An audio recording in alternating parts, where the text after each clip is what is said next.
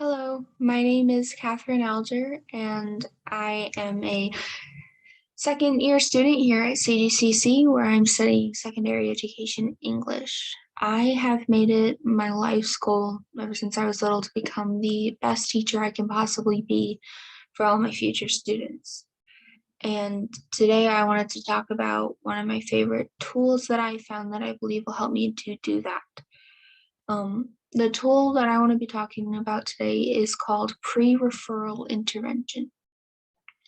Pre-referral intervention is when you are able to offer help to students in class without making them go get a formal diagnosis or a 504 or an IEP for some sort of learning.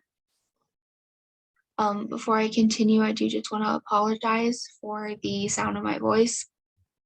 I've been feeling under the weather for the past week or so, and it has taken a toll on my voice.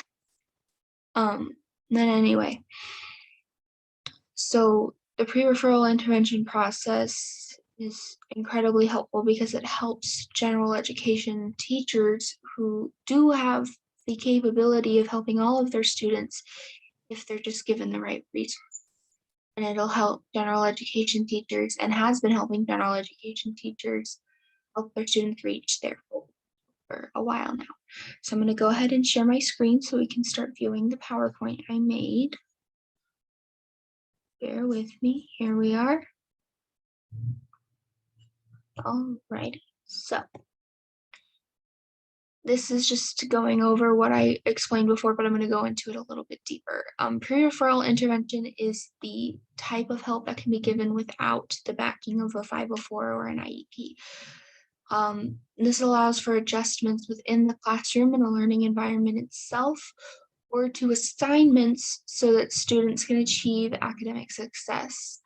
Sometimes students only need a few small adjustments, and they don't need to be referred out to some other classroom, and they can stay and remain in the classroom with their friends and in an environment that they are very accustomed to. This just helps even out the academic playing field and make sure that all students are given a fair chance to explore all their potential. There are three recognized approaches to the pre-referral intervention process. The first is the consultative approach. This is when the general education teacher, for example, myself in the future, going to a special education teacher or some sort of other staff that works at the school and asking them for their advice on how to help a particular student. Not all teachers are given the same tools and have the same experiences. Collaborative approach allows other teachers and parents to help when it comes to instruction in the classroom. Now, this can mean tutoring and helping students learn better outside of the class or helping them inside class. If you carve out 5 minutes of your day to walk over to their desk and just make sure they're okay with everything that's going on.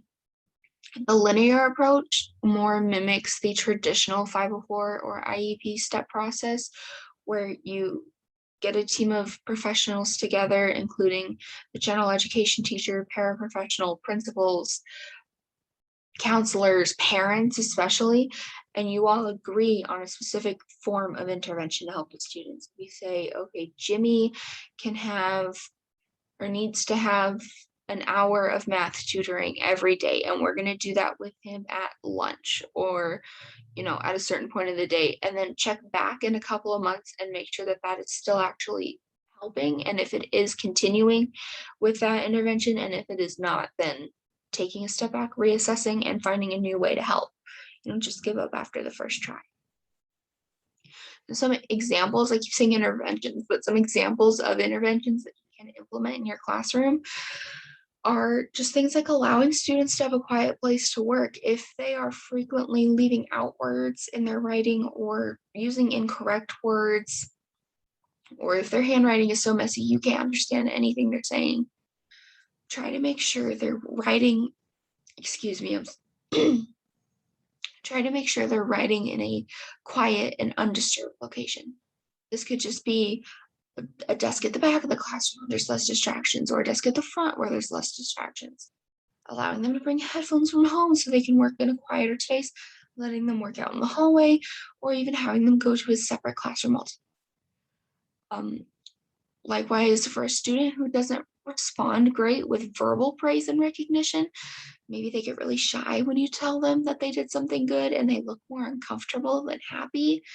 Leaving them little sticky notes telling them they did a good job or a positive sticker might be more beneficial for that student, or even just giving their parents or their guardian a call and letting them know, hey, we think Sarah is doing phenomenal in reading. She's made such great improvements.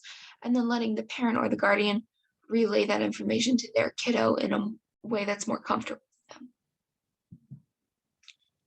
So, another part before I run out of time that I want to touch on real quick is advice from a retired teacher. I spoke to a dear friend of mine who has been a teacher for many years.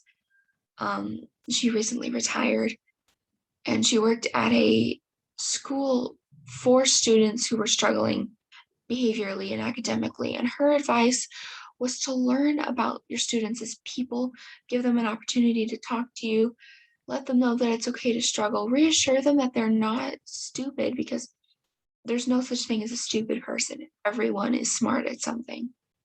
And just show them that you trust them to do their best. Even if it's not straight A's and everything, if you show them that you're trusting them to hand in their best work they can possibly give you, then that is what they're going to strive to. We already went over the purpose of pre-referral intervention, so I just want to go over my conclusions here. So my main conclusion is just that you, as a general education teacher, or me as a general education teacher, are fully capable of helping all of our students. We just need to take the time, slow down, and listen to what they need. Even if they're not coming up to you and telling you, in some way they're telling you what they need. Thank you for listening.